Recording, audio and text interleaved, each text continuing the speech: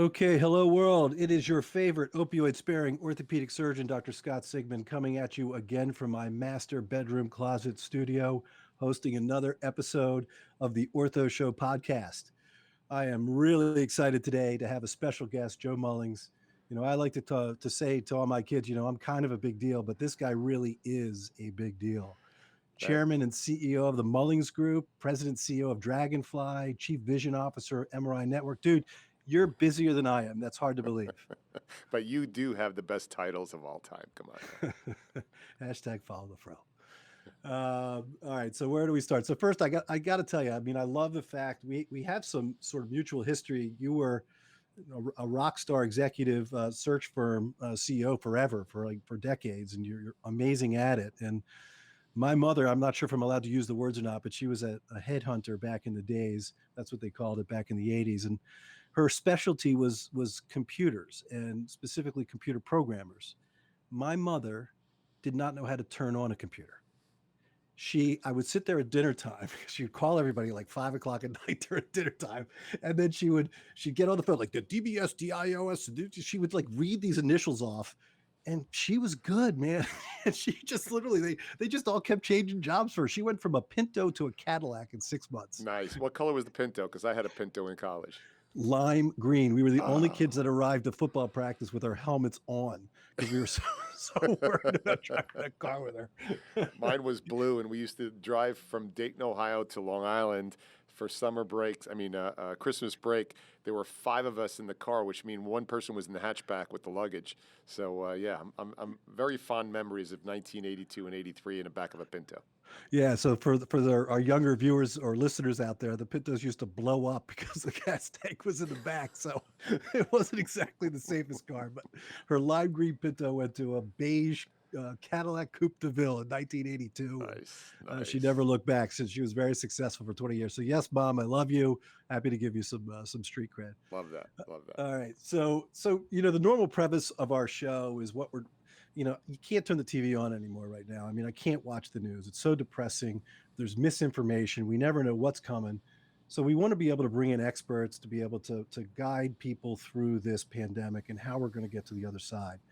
Most of the people that we've been bringing in are, like virologists, vaccine people. We've had telemedicine. I really was excited to have you on the program because you're sort of a guru when it comes to this branding, marketing, but not just that, but sort of understanding a path. So I really want you to try and provide our listeners an advice or path as to how we're going to recover and move outside of this pandemic. In particular, I really liked your last blog, the 3 R's. Do you mind rolling us through that? Give us a sense of how people can develop a purpose and sense of how we're going to get out of here. Yeah. So look, the toughest part right now is there's no horizon, and so nobody knows how to back this up yet. And people in general, when they don't have a finish to the story, they put their own in, and 99% of the time, it's fatalistic. Rarely do people put a happy ending on a story. So you've got to get yourself out of that mode first of all. We're in the probably, I would say, the worst. I was born in 1962, so by far the worst that I've ever seen and will ever see, hopefully the last one, of employment, lack of employment, underemployment, or delayed of employment. But the flip side of that is this. Never before have you had permission to get out of a job that you hate right now. And so that's really my message to people, because I could tell you, and I will, we'll take a couple minutes and tell you how you onboard, how you create value in the marketplace, how you get re-engaged. But the audience I want to talk to for a couple minutes here is either you were in high school and you listened to a guidance counselor who had no idea what they were doing because otherwise they wouldn't have been a guidance counselor, right? And so they gave you advice on what to do, and apologies in advance for all the people who are guidance counselors out there. But nobody went to high school to become a guidance counselor. And then you went to college on a major that you thought was cool or your parents wanted you to do, and you didn't want to pursue it, but you took the pressure. Then you got a job based on the rest of your life because you spent 4 years at college and you dislike your career right now. And in the past, when you had to back out of that, you would get a sideways look across the table with your resume saying, Bob, you've been an accountant now for 7 years. Why do you want to be a videographer? And Bob never had to reasonable explanation to that. But right now, you just have to push back from the table and go, COVID, dude. And I've loved videography, and I've been doing it as a hobby on weekends, and I've shot weddings. Oh, and by the way, during that 4-month break, this is what I did to up my skills on videography. So would you please hire me? And I'm so committed to this.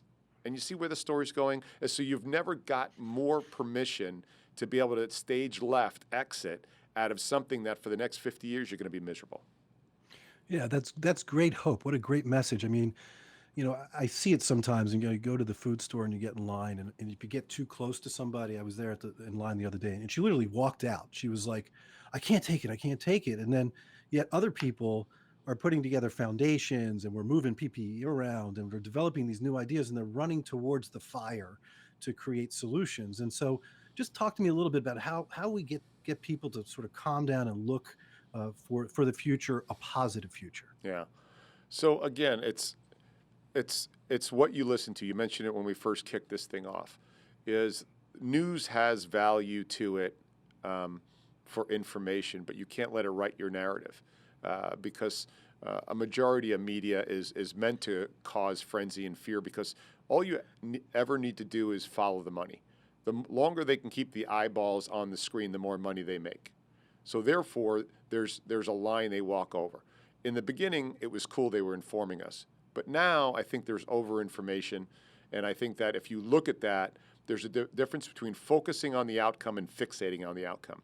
And focus versus fixation are two amazing words to explore. And then you've got, tactical questioning versus neurosis. So now when you start to cross those together, the questions you ask yourself directly are driving the quality of your life. So if you're asking yourself disempowering questions, you're going to get really terrible answers. And so, we're coming back to the career thing on this, and the hope thing on this is, how come you're not asking your questions like, what can I be working on over the next 90 days that will increase my value in the marketplace to a future employer? What can I be doing as a self-learning opportunity over the next 60 days to make me a better partner to my sig other? What can I be doing to lose the 12 pounds or put on the 12 pounds either way that my body needs right now? And ask yourself questions like that rather than saying, how am I going to pay my mortgage when this doesn't end till September? And then get yourself wrapped around the axle, right, on fear, false expectations appearing real, on fear that is not going to have you operating from a position of strength. Yeah, I mean that's purpose. That's empowerment, right? What can we do to stay positive? And I think that is good stuff. That really, really is. So, all right. So I was reading the blog. Okay, so walk me through this. You got the threat, then you got the response, then you can recover, and then there's resurrection. So talk us through this. So again, we want to give a way for our listeners to feel positive as we emerge out of this pandemic. Right. So a threat. Look, anytime the body comes to a threat, and I'm going to reference work by my dear friend and one of my coaches, Tony Blauer, our body reflexively flinches. By design, we flinch no matter what happens. You can look at all kinds of footage over the years, baseball bats coming down the first baseline that break, right? Things thrown at you. You're reaching up on the top part of your closet to pick up a hat box, and all of a sudden something falls back. Your hands go out and push away the threat, right? That's what we do reflexively. Now, some people will cover, turn, and go fetal. And that's probably the worst thing to do. Or you can go ahead and flinch towards a threat, which makes you human.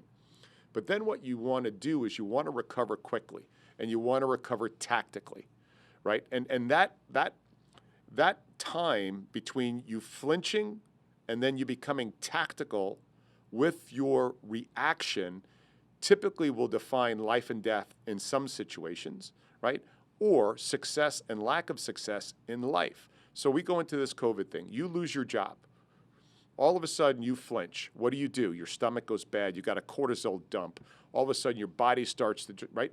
That is it's totally normal. You cry. You have the fear because that is a normal reflex in your body. Now, what do you need? You need to get tactical. But you ask yourself questions that allows you to get tactical. Not, oh my God, what am I going to do? I'm going to be without a house. Or, holy shit, this sucks. Now, Let me step back for a second. Let me focus, not fixate, not on what occurred to me, but where can I go from here with the tools I have in my tool belt? Now, you might have great tools in your tool belt. You might be that videographer who's been looking for this reason. Maybe you have lousy tools. You've got 90 days to work on your tools. So you're now going to be able to access that tool belt for your response with a tactical response that's going to allow you to recover, and that gets you into your R, your resurrection. Put things in perspective. I had a young lady on the phone yesterday. She just graduated from Duke 2 years ago. She's made a couple, less than desirable decisions in her life.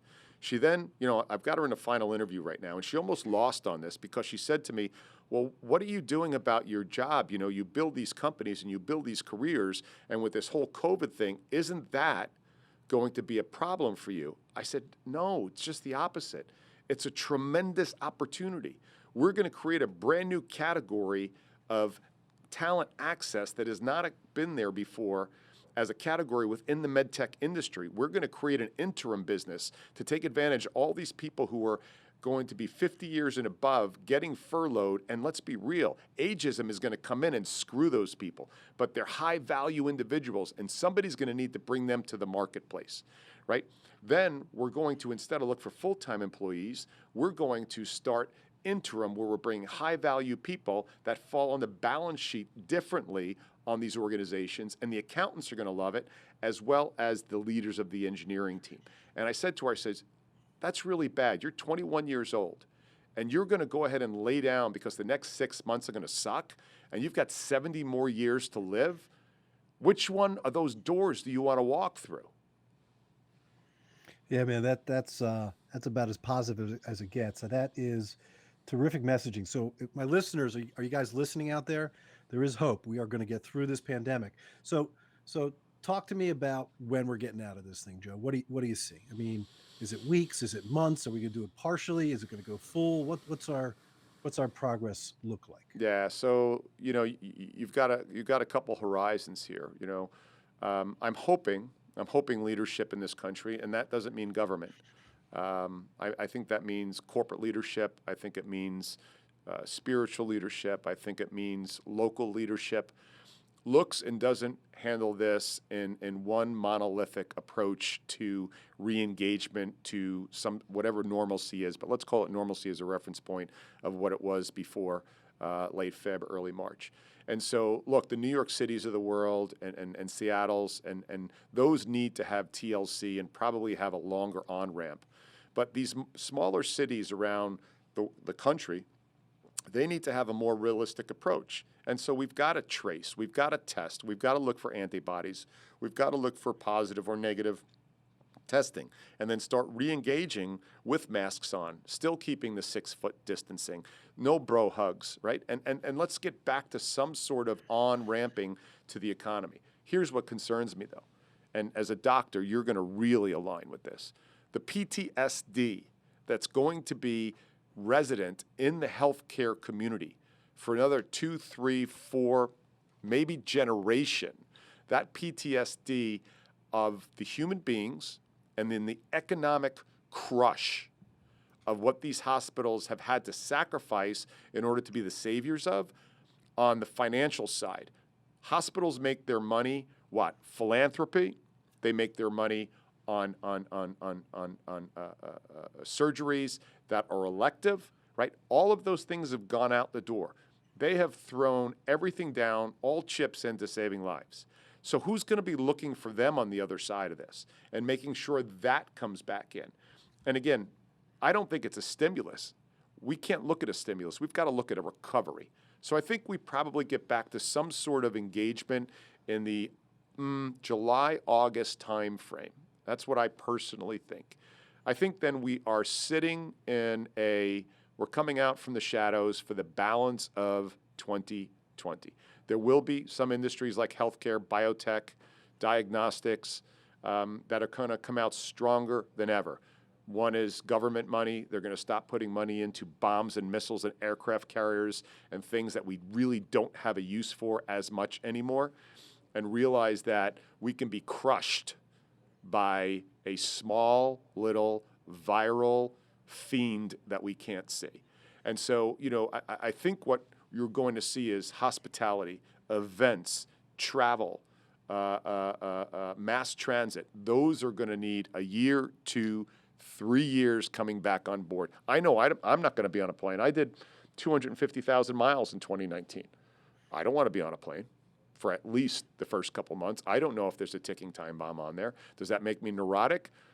I don't know, but I know I have other options that I'm not going to have to get on a plane. Yeah, I think travel is going to be very, very different for us in the future. I'm on the phone doing these webinars from my closet routinely, and I'm on talking to orthopedic surgeons from around the country, and really what we're seeing around the country is very different.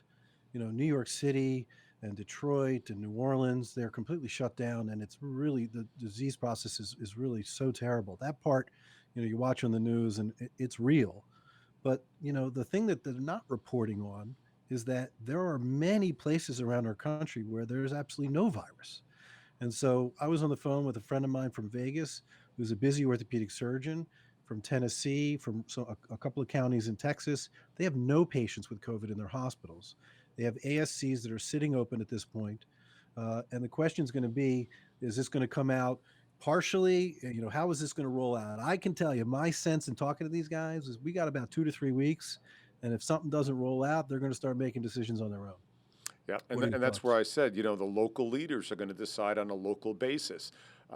Again, I don't get political. I do have to give two sides of the argument to leadership right now in Washington.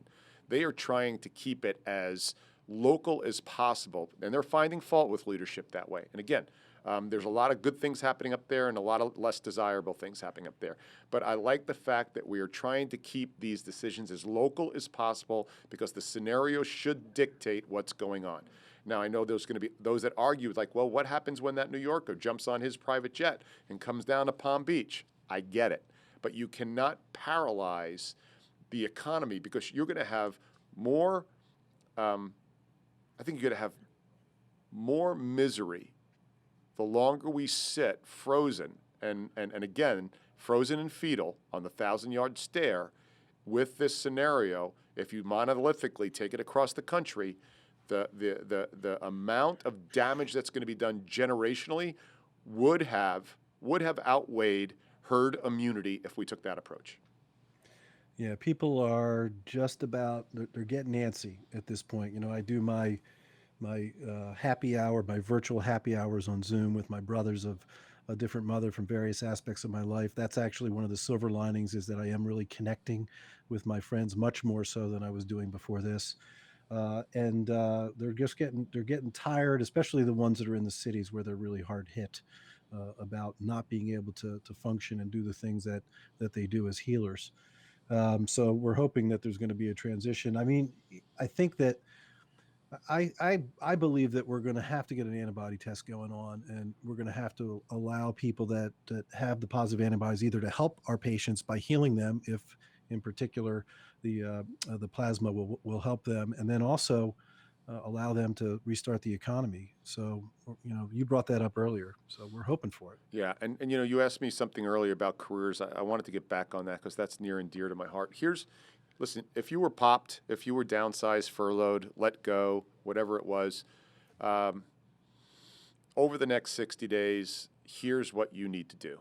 You need to go to your full-time job every single day, not your kitchen table, not the couch with the laptop sitting in your lap while you're watching, Heckle and Jekyll on TV. You need to get your laptop, get your Excel spreadsheet open, identify 50 companies that you have been meaning to get engaged with for career moves. And then within those 50 companies, you need to identify every director and above in every functional role. You need to follow those 50 companies. You need to follow those directors and above in all of their roles. And you can do that on LinkedIn. And now what you'll see when they start their company posts or they post. What you need to do is, in this sort of cadence, if we take 10 and they post, out of all those people, there's 10 posts. On 10 of them, you have to like. On 3 of them, you have to share. On 2 of them, you have to comment. And now what you're going to do, and you're going to comment intelligently. The second part of this is you are going to pick up 10 headlines every day in the marketplace that those 50 companies are in. You're going to read those headlines, you're going to internalize those headlines, and those are then going to give you content in order to intelligently comment on those people's comments or postings that they put online. This is what happens. When somebody likes, unless you've got, 50,000 followers, and I still go to see every single like that's on mine with all the followers I have. And if it's somebody new, I'm like, who is that? And I go ahead and I pull the string on them. And I'm like, I wonder why now suddenly, they're in my ecosystem. And then I do that for 30, 60, 90 days. I have now moved from, you've never heard of me before, to I am inside your circle more than anybody else, and I'm adding value there. Now, when the fog lifts and the horizon is established and opportunities come up in that company, you have now laid down 90 daes of a relationship, arguably with maybe a couple hundred people that if not but for you never had engaged with. And if you're looking for your next career move, you absolutely have to be a ding-dong if you can't engage and get at least 10 to 15 telephone and or Zoom interviews over that time. That is as tactical and as guaranteed as I could give you as the headhunter in the world in medtech that will work for you 100% if you execute on it. Are you writing this shit down, people? That is like word to the gospel. That's why we had this man on today. We want to path out of this pandemic. It's funny. We have a lot of medical device and pharma followers. We have a lot of orthopedic surgeons, and everybody's got great ideas, but there's no venue for communication right now. All the major society meetings have been shut down. The reps can't meet with the doctors in the office. They can't go to the operating room. And so, I'm blessed because I've had these relationships, and so I'm actually busier now almost than I was when I was working as an orthopedic surgeon. But the point is, there has to be a way for us to message to each other, and I think you just nailed it there. LinkedIn, these social media platforms, it's podcasts, it's webinars, it's these connections. That's where you're going to be able to message to the people, your end user. So that was really really beautifully put. So all right. So I have a very important question though before we get to closure here. So, do you know John Foley, the CEO of Peloton, by any chance? Go ahead. What's the rest of the question? I'm going to get Peloton to sponsor my podcast. Do you? By the way, are you on? Do you go? No, I don't. I was a very, very, very competitive cyclist. I was a time trialist, a really good one, and I had an event and I had to stop competing. And actually got diagnosed with congestive heart failure, so I had to give the body a little break. But I love the idea about Peloton. I think it's fantastic. I think they're getting a lot of use right now, of course. 22,000 per class right now. Yeah, It's crazy. Yeah, but they were struggling. They were struggling because of some dingaling found fault that some sig other was trying to look better for her partner. That was one of the biggest snowflake moments of all time. Oh, I missed that one. Oh, Unfortunately, I think I'm glad I am. Yeah. But yeah, hashtag follow the fro. That's my sign in. If anybody's looking for me, come on and race. I'm usually at the top of the list. Nice. Nice. All right, man. Look, I can't thank you enough, Joe. This was perfect. It's exactly what we're looking for. Positive energy and solutions as we emerge out of this pandemic. That's the message of the Ortho Show. I want to thank our sponsor, Ortho Laser Orthopedic Laser Centers. This is Dr. Scott Sigman, follow the fro, host of the Ortho Show. Till next time.